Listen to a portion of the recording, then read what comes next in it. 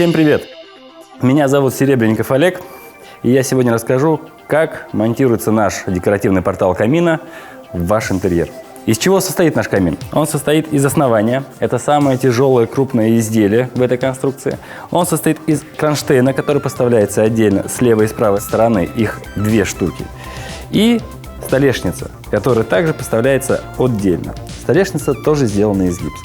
Весь камин сделан из гипса, поэтому мы с вами монтируем именно гипсовое изделие, в котором есть свои нюансы и тонкости.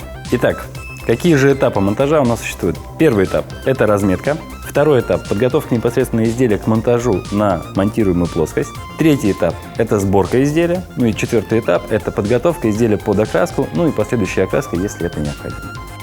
Очень часто вы задаете нам вопросы, можно ли монтировать гипсовые изделия на гипсокартонные поверхности. Конечно, да. Конкретно в данном случае наш камин находится и ставится прежде всего на пол. То есть основная нагрузка веса этого изделия именно приходится на поверхность, на которой он стоит. То, что вы приклеиваете к стене, исключает всего лишь опрокидывание изделия. Ваш камин абсолютно безопасен и для вас, и для ваших детей. Часто возникающий вопрос, который волнует абсолютно всех, какая поверхность, какой степени готовности стена должна быть для монтажа гипсового изделия. Все очень просто. Стена должна быть готова практически полностью, но без финишного слоя шпаклевки. То есть она оштукатурена, она ошпаклевана, она уже даже отшкурена и огрунтована. В этот момент мы монтируем наши изделия, примазываем, да, так у нас есть клеевая основа к стене, дорабатываем место примыкания к стене и уходим. И именно в данный момент маляры доводят до идеала место примыкания камина к стене. После чего изделие и основание, соответственно, можно красить. Итак, приступаем к монтажу.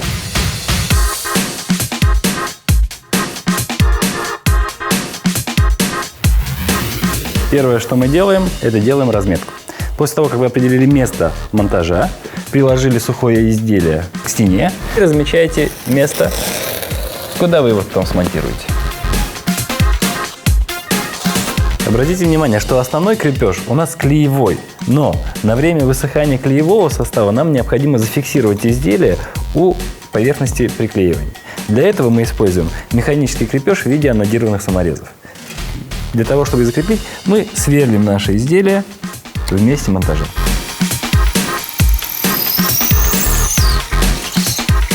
Так как у нашего анодированного самореза большая крупная шляпка, и чтобы она впоследствии не мешала нам спокойно положить нашу столешницу на камин, мы делаем зенковку сверлом, которая больше, чем шляпка самореза. Буквально на глубину 10-15 мм. Еще один вопрос, который вы очень часто задаете. На что именно мы монтируем наши гипсовые изделия? Мы рекомендуем использовать гипсовую шпаклевку Pufos, которая заводится 1 к 1 с водой до состояния густой сметаны. И я вам покажу, как это делается.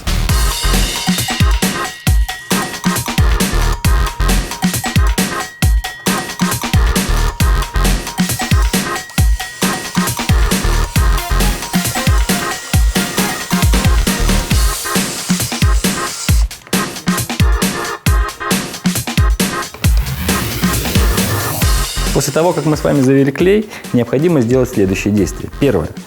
Обратную стенку нашего изделия, которое мы монтируем непосредственно к стене, мы очищаем от каких-либо помех.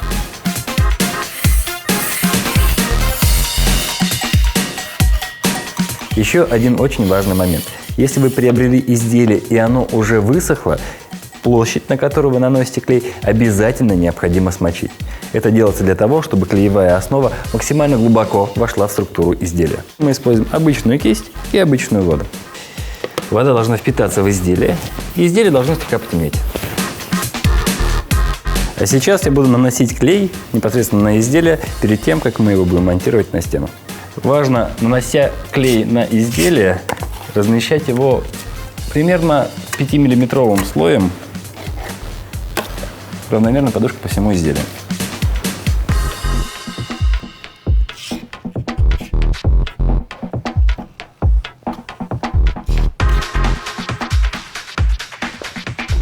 Нанесение клея уже закончено. Сейчас мы начнем монтировать изделие непосредственно на стену. Берем аккуратно изделие и прижимаем его непосредственно к стене монтажа.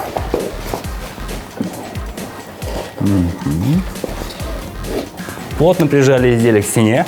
И для того, чтобы клей максимально плотно прижался к поверхности, двигаем на меня и на себя. Обратите внимание, клей выжился. Это означает, что мы все правильно сделали. Мы должны обязательно зафиксировать механическим крепежом наше изделие до полного высыхания клея.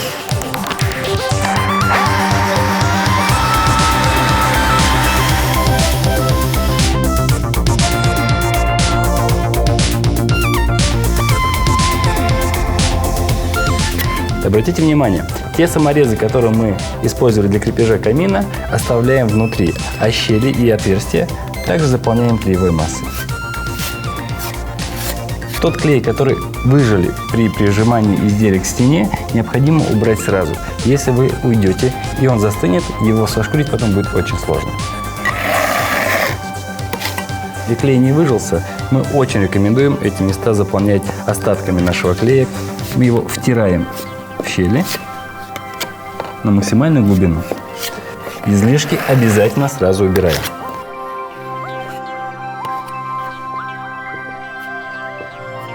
Это красиво и это надежно. Основа камина у нас уже смонтирована, уже приклеена и даже приведена в порядок. Осталось дело за малым. Монтируем 2 кронштейна и столешницу. В связи с тем, что мы монтируем гипс на гипс, желательно сделать на изделиях насечку, для того, чтобы клеевая основа глубоко вошла и впиталась в основание кронштейна и основание непосредственно самого камина. Для этого используем малярный нож и плавными движениями насекаем не глубоко, но очень аккуратно то изделие, на которое вы наносите клей. Аналогичную процедуру выполняем на той поверхности основания, куда мы собираемся клеить кронштейн.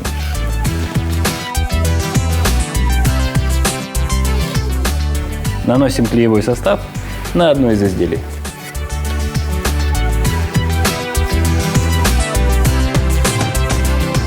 Прикладываем кронштейн к основанию камина.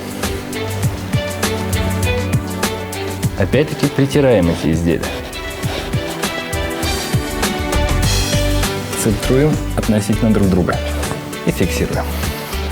Тот клей, который у нас выдавился из-под кронштейна, убираем сразу, но потом не оставляем. Аккуратно заполняем все щели, которые у вас остались.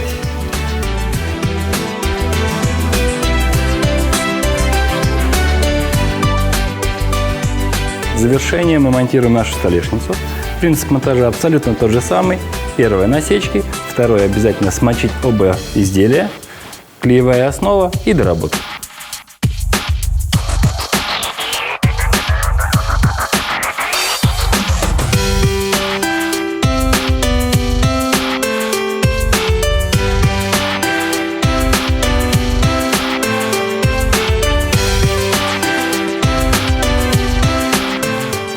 Ну что, друзья, наш каминный портал декоративный уже готов. Выглядит он, на мой взгляд, очень хорошо.